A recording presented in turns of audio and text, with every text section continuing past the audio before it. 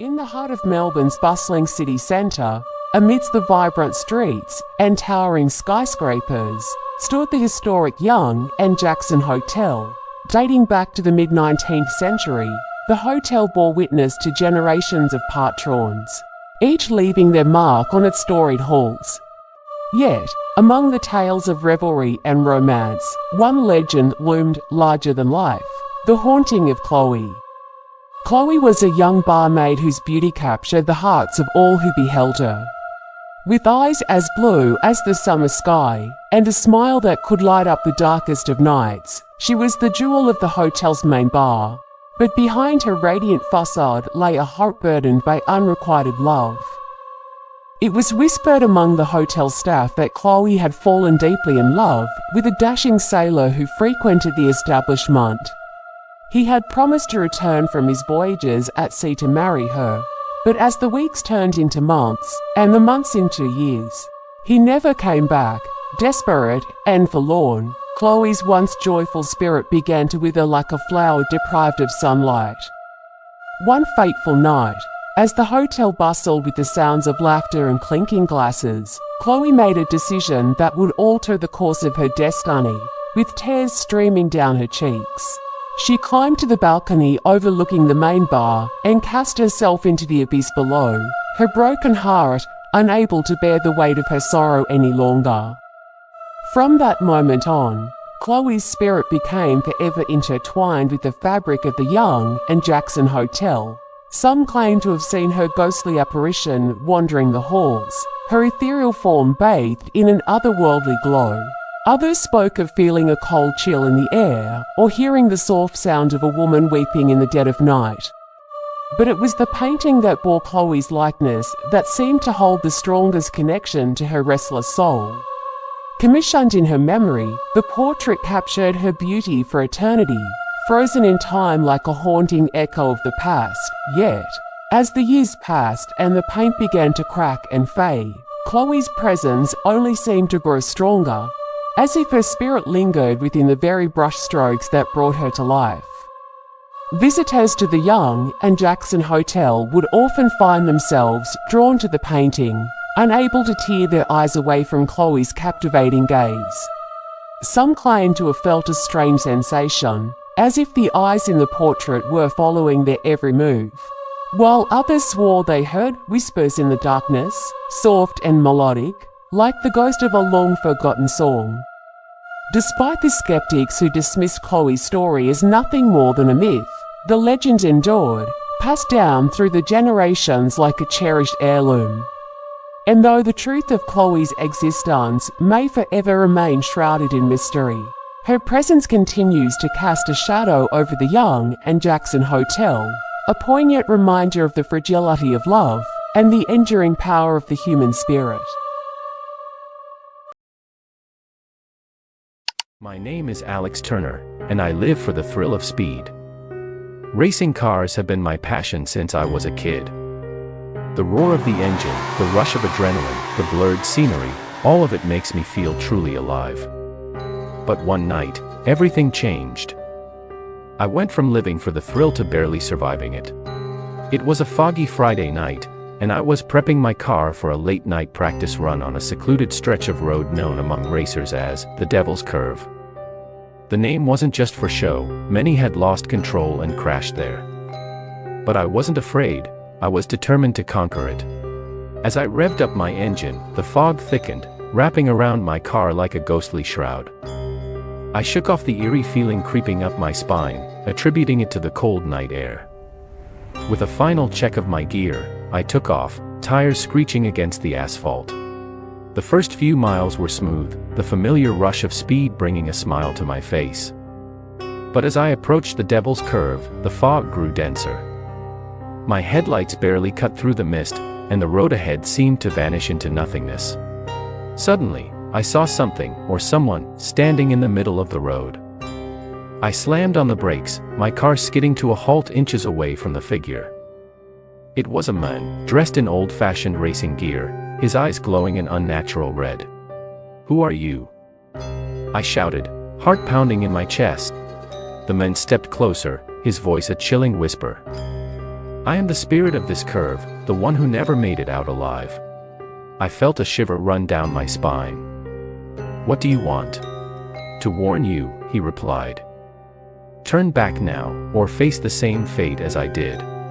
Fear and determination battled within me. I couldn't let a ghost story scare me away. I was Alex Turner, and I didn't back down from anything. I nodded, more to convince myself than him, and revved my engine once more. The spirit's form dissolved into the fog as I sped forward, determined to conquer the Devil's Curve. But the road seemed to stretch endlessly, and my car began to behave strangely, almost as if it had a mind of its own. The steering wheel jerked violently, trying to pull me off the road. Stay with me, I muttered through gritted teeth, wrestling for control. Suddenly, the spirit's voice echoed in my mind.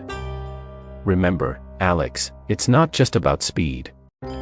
It's about control. Respect the road.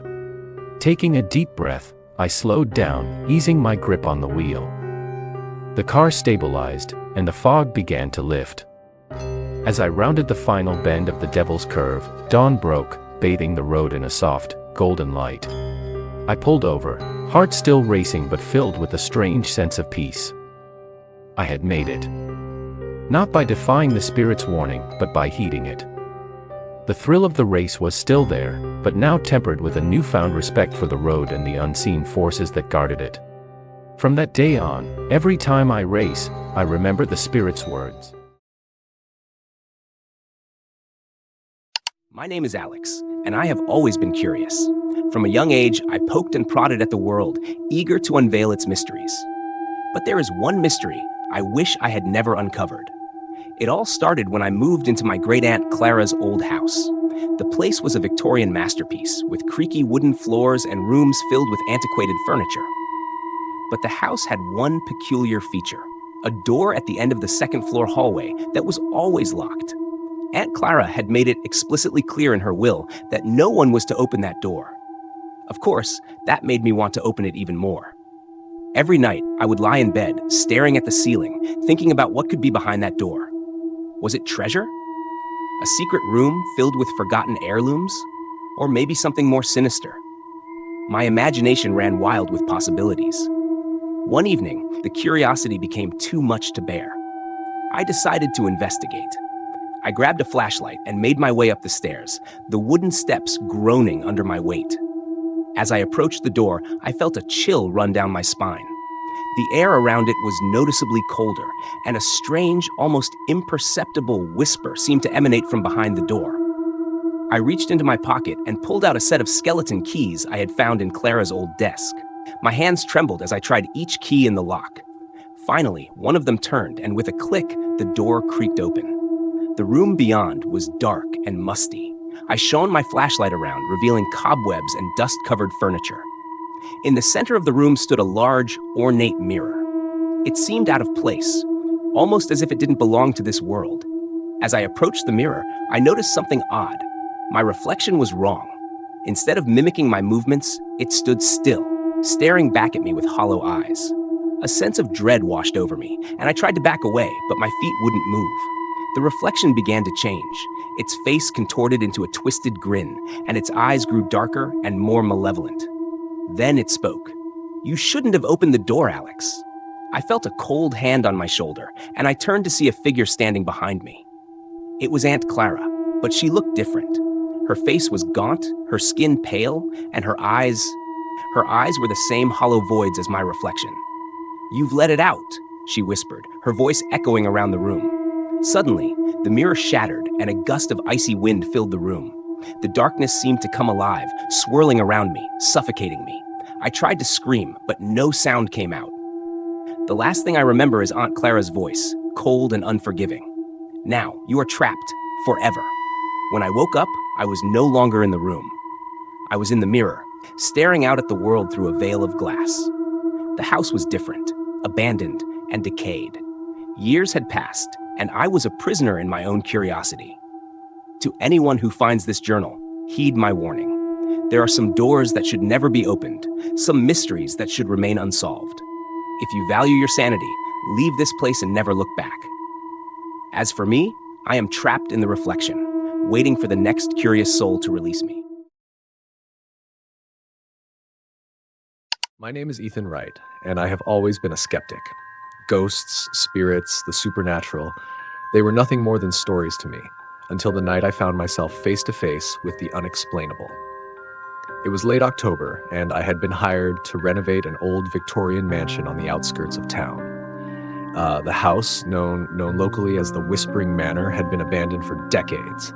Despite its eerie reputation, I saw it as nothing more than an opportunity to restore a beautiful piece of architecture and make a decent profit. As I walked through the grand, decaying halls on my first day, I couldn't help but marvel at the intricate woodwork and stained glass windows, dulled by years of neglect. The air was thick with dust, and each step echoed through the empty rooms, giving the place an almost living presence. I set up my tools in what must have once been a lavish drawing room, and as the sun set, I decided to work late into the night. The locals had warned me about the house, saying it came alive after dark, but I laughed it off.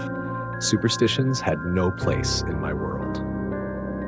Around midnight, I took a break and sat down with a thermos of coffee. The silence was profound, almost oppressive, and I began to feel a chill despite the warmth of my drink. Suddenly, I heard it, a faint whisper, almost indistinguishable from the rustle of leaves outside. "Ethan." I froze, my heart pounding in my chest. It was probably just the wind, I told myself, but the rational part of my mind was losing ground to a creeping fear. I stood up and walked towards the source of the sound, flashlight in hand, the beam cutting through the thick darkness. "Ethan." The whisper was louder now, unmistakable. It seemed to come from the basement, a place I had avoided earlier due to its ominous appearance. Swallowing my fear, I descended the creaking stairs, each step a testament to my determination, or perhaps my foolishness. The basement was a cavernous space filled with old furniture covered in white sheets. The air was damp and cold, and the smell of mildew was overpowering. As I scanned the room with my flashlight, I noticed an old mirror leaning against the far wall. It was cracked and filthy, but something about it drew me in. "Ethan, help me." The voice was clear now, coming from the mirror itself. I approached it cautiously, my reflection distorted by the cracks. Suddenly, the temperature dropped, and I could see my breath forming clouds in the air. My reflection's eyes turned black, and a cold, clammy hand reached out from the mirror, grabbing my wrist. I tried to pull away, but the grip was too strong. The hand pulled me closer, and I felt a force trying to drag me into the mirror. My mind raced, panic overtaking reason. Summoning all my strength, I yanked my arm free and stumbled back, crashing into an old table. The mirror fell, shattering into pieces on the floor. For a moment, everything was silent. Then the whispers returned, louder and more insistent, filling the room with a cacophony of voices. I ran up the stairs, my heart pounding, and fled the house, not stopping until I was outside, gasping for air. I never went back to Whispering Manor. The project was abandoned, and the house still stands, a testament to the unknown. I don't know what I encountered that night, but I can no longer deny the existence of things beyond our understanding. My name is Ethan Wright, and this is my story. A story of skepticism shattered by the unexplainable, and of a haunting that still lingers in the darkest corners of my mind. My name is Sarah Whitman, and this is the story of the most terrifying night of my life. It happened in the heart of the city, in the safety of my own apartment. At least, that's what I believed. I had just returned home from a late shift at the hospital. The city was alive with its usual hustle and bustle, the sounds of traffic and distant sirens providing a familiar backdrop. As I locked the door behind me, I felt a wave of exhaustion wash over me. I dropped my bag on the floor and headed straight to the kitchen to fix myself a cup of tea. The apartment was quiet, and the only light came from the soft glow of the streetlights filtering through the curtains. I settled on the couch, the warmth of the tea soothing my tired muscles. As I sipped, I noticed something odd. The balcony door, which I always kept locked, was slightly ajar. A chill ran down my spine. I set my cup down and cautiously approached the door. The city sounds were louder now, mixing with the sound of my own heartbeat in my ears. I reached out to close the door when a shadow moved in the corner of my eye. Before I could react, a strong hand clamped over my mouth, and I was pulled back into the apartment. My heart raced as I struggled against my assailant, but he was too strong. He pushed me to the floor, binding my hands and feet with a rough rope. My mind was a whirlwind of fear and confusion. How did he get in? What did he want? The man, his face hidden under a hood, leaned close and whispered, "Don't make a sound, and you won't get hurt." His voice was cold and emotionless. Tears welled up in my eyes as I nodded, too terrified to do anything else. He dragged me to my bedroom and threw me onto the bed. I could feel the panic rising, my breaths coming in short gasps. He rummaged through my drawers, searching for something. Jewelry. Money. I didn't know, and I didn't care. All I wanted was to survive the night. Minutes felt like hours as he tore through my belongings. Finally, he seemed to find what he was looking for, a small, velvet box containing my grandmother's necklace. He pocketed it and turned to leave, but not before issuing one last warning. "If you call the police, I'll be back." As the door clicked shut behind him, I was left alone in the dark, bound and terrified. I struggled against the ropes, desperate to free myself. Eventually, I managed to loosen them enough to slip my hands out. With trembling fingers, I dialed 911. The police arrived within minutes, but the intruder was long gone. They searched the apartment, took my statement, and assured me they would do everything they could to catch him. But the damage was done. My sanctuary had been violated, and I knew I would never feel safe in my own home again. That night changed me forever. It made me realize how fragile our sense of security truly is. And though they never caught him, I hold onto the hope that one day, justice will be served. Until then, I live with the memories of that night, the night the unexpected visitor shattered my world.